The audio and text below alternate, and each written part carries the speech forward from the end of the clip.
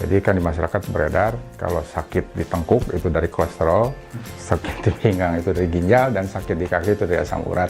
Nah, itu yang disebut sebagai penyakit gout atau dalam bahasa Indonesianya pirai. Itu kurang populer si pirai itu. Orang Sunda lebih mengenalnya sebagai kalingsir ya, karena dia sering berpindah-pindah dan hilang timbul. Dia kalau sedang serangan maka nyerinya adalah nyeri hebat.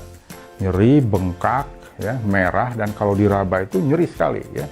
Nyeri sekali, jangankan dipencet gitu, jadi jangankan pakai tangan, mungkin tidak pakai celananya sendiri itu dia kena goresan dari sarungnya sendiri juga itu akan membuat hasilnya.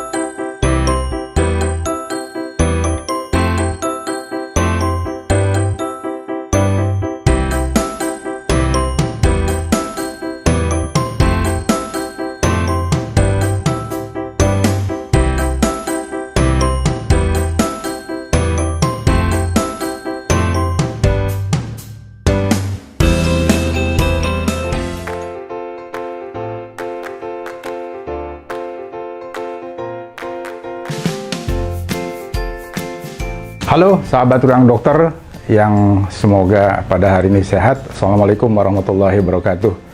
Kita bertemu pada pagi hari ini yang akan membahas berbagai gangguan kesehatan yang dikategorikan di dalam sebuah kelompok, yaitu penyakit-penyakit reumatik. Ya, asam urat itu sebenarnya bukan nama penyakit ya, itu adalah satu istilah yang tidak tepat, tetapi ya apa boleh buat, sudah beredar di masyarakat. Jadi kan di masyarakat beredar kalau sakit di tengkuk itu dari kolesterol, sakit di pinggang itu dari ginjal, dan sakit di kaki itu dari asam urat. Asam urat sebetulnya adalah nama satu zat yang berada di dalam darah kita, dan walaupun kita tidak makan yang mengandung purin banyak, juga memang ada daur ulang dari sel, di mana di situ nanti salah satunya akan menghasilkan asam urat, yaitu ya. Nah, kemudian pada orang-orang tertentu ya yang memang produksinya berlebih atau tadi pengeluarannya berkurang dari ginjal ya, ditambah lagi dengan nanti dia suka menggunakan makanan-makanan yang tinggi purin, maka salah satu risikonya adalah terjadi pembengkakan dan nyeri sendi yang hebat. Nah, itu yang disebut sebagai penyakit gout atau dalam bahasa Indonesianya pirai. Itu kurang populer si pirai itu. Orang Sunda lebih mengenalnya sebagai kalingsir ya, karena dia sering berpindah-pindah dan hilang timbul. Biasanya mengenai laki-laki pada usia mulai akil balik ya. Kalau mengenai perempuan biasanya setelah menopause ya, karena ini berkaitan dengan hormon. Nah, ciri-cirinya adalah dia kalau sedang serangan maka nyerinya adalah nyeri hebat. Nyeri, bengkak ya, merah, dan kalau diraba itu nyeri sekali ya. Nyeri sekali, jangankan dipencet gitu, jadi jangankan pakai tangan, mungkin tidak pakai celananya sendiri itu dia kena goresan dari sarungnya sendiri juga itu akan membuat rasa nyeri. Nah, tetapi itu nanti biasanya berlangsung antara seminggu sampai dengan 2 minggu, nanti kalaupun tidak diobati juga dia hilang sendiri. Tapi nanti kemudian dia timbul lagi ya, kira-kira 2 tahun atau 3 tahun kemudian dia jadi lagi. Nah, pada masa antara dua serangan itu disebut sebagai suatu fase interkritikal, artinya tidak ada serangan sama sekali. Tapi nanti begitu dia tidak dimodifikasi, nanti misalnya tidak ketahui bahwa itu asam uratnya tinggi, maka dia akan terjadi serangan berikutnya, nanti makin lama makin kerap. Tadinya setahun sekali, jadi 6 bulan sekali, jadi 3 bulan sekali, kemudian akhirnya terus. Pada saat itulah kemudian akan timbul benjolan-benjolan yang nanti sifatnya menetap tapi tidak nyeri. Itu yang di dalam dunia kedokteran disebutnya tofus ya. Tofus itu nanti ada benjolan di ibu jari, di pangkal ibu jari, di mata kaki, di sikut, di lutut, bahkan bisa sampai dengan di telinga ya. Yang paling dikhawatirkan dari penyakit yang hiperurisemia, itu artinya asam uratnya tinggi, itu adalah sebetulnya adalah gagal ginjal. Karena asam urat ya, hiperurisemia merupakan penyebab yang ketiga setelah diabetes dan infeksi ya, penyakit peradangan yang dapat menimbulkan gagal ginjal yang terpaksa orangnya harus sisa darah. Jadi begitu. Ya, jadi kalau memang pernah mengalami tadi serangan satu kali itu, maka segeralah mengunjungi dokter ya, dokter umum boleh ya, dokter penyakit dalam boleh. Kemudian nanti biasanya diperiksa ya. Jadi memang ada satu kebiasaan yang masyarakat menganggap bahwa seluruh penyakit reumatik itu kaitan dengan asam urat. Tidak ya. Kalau berdasarkan data di Rumah Sakit Hasan Sadikin, biasanya tempat saya bekerja, itu penyakit reumatik yang ada kaitan dengan asam urat, sebelum ini data ini sebelum ada berlakukan JKN ya. Kalau sekarang beda lagi pola penyakitnya. Itu tidak lebih dari 4% sebetulnya gout itu ya. Jadi dibanding dengan yang lain, yang paling banyak sebetulnya adalah 70% osteoartritis ya. Yang lainnya itu adalah penyakit-penyakit autoimun ya. Yang 20 sekian persennya itu. Bagaimana menyikapinya? Maka setelah kita tahu bahwa memang misalnya itu ada nyeri sendinya, itu memang betul ada kaitan dengan asam urat, dengan ciri-ciri tadi yang saya sebutkan, nyeri hebat, panas, ada pembengkakan, dan kemerahan, serta itu berlangsung singkat ya. Jadi bukan terus-terusan. Jadi kalau terus-terusan itu maka dipikirkan yang lain, mungkin infeksi sendi ya. Jadi yang harus dilakukan adalah pertama tentu saja nanti kalau sudah ketahuan itu berasal dari tingginya kadar asam urat dan memang betul diagnosisnya gout, maka harus nanti diperiksa ini jenis yang mana nih, apakah dia termasuk yang overproduksi atau kekurangan ekskresinya.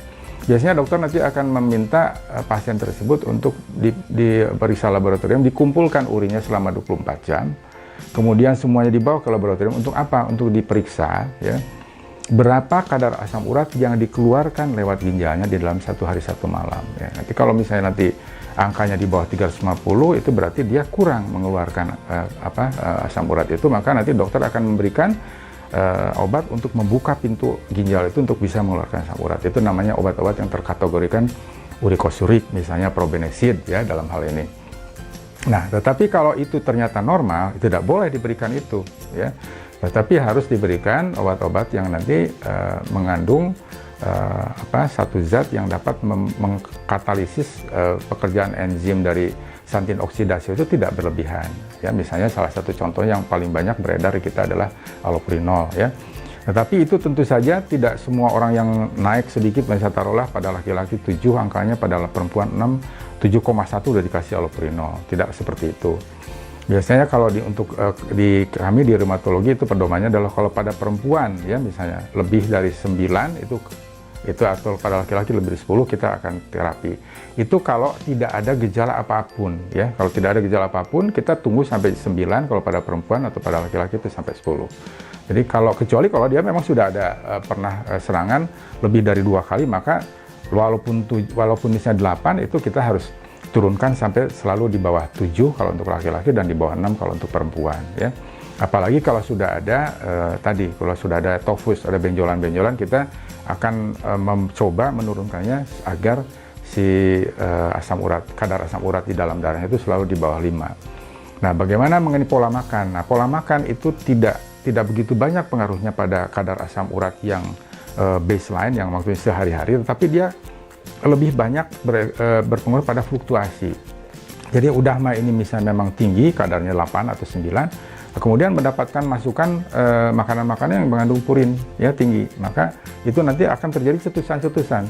Nah, uniknya penyakit yang terkait asam urat ini yang disebut penyakit gout ini, dia adalah pada saat dia mengendap karena dia kelebihan, maka dia akan terjadi nyeri. Tetapi juga nanti pada saat dia larut lagi dari tempatnya dia tadi mengendap, dia akan timbul nyeri lagi. Nah, jadi sikapnya adalah memang walaupun tidak begitu banyak pada level pada kadar asam urat ini, tetap pasiennya atau keluarganya harus menjaga agar makanan-makanan yang mengandung purin tinggi itu dihindari. Kalau untuk asam urat ya, untuk gout itu olahraga yang untuk general secara umum bagus, karena memang saya tadi lupa menyebutkan bahwa biasanya orang yang tinggi kadar asam uratnya, hipergliksemia, walaupun belum gout, dia ada kaitan dengan biasanya tingginya juga kadar lemak darah ya, hiperkolesterolemia biasa. Jadi itu ada kaitan dengan sindrom metabolik, biasanya juga dengan hipertensi. Nah, itu nanti kalau itu ada bersama-sama, jadi biasanya kan harus di stratifikasi mengenai kemungkinan untuk terjadinya gangguan pada jantung dan lain-lain. Ya.